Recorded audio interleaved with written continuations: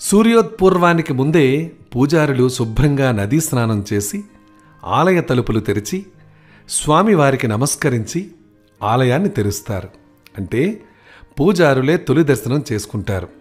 ఇది సాధారణ ఆలయాల్లో. మరి తిరుమలలో ఏం జరుగుతుంది? శ్రీ వెంకటేశ్వర స్వామి ఆలయంలో ఎలా ఉంటుంది? స్వామివారి ఆలయ భద్రత వంటి వాటిని గొల్లలు చూసేవారు. ఉదయం ఆలయం తెరిచి రాత్రి మళ్లీ మూసుకుని వెళ్లేవారు. తిరిగి వారే ఆలయాన్ని తెరుస్తారు. ఆ బాధ్యతను నేటికి కూడా వారే నిర్వహిస్తున్నారు. సాంప్రదాయబద్ధంగా ఆ కుటుంబమే ఈ కార్యక్రమాన్ని నిర్వహిస్తారు. అందుకే వీరిని సన్నిధి గొల్ల అంటారు. అందరూ బయట నిలబడి ఉండగా గొల్ల సన్నిధి తాళాలతో తలుపులు తెరుస్తారు.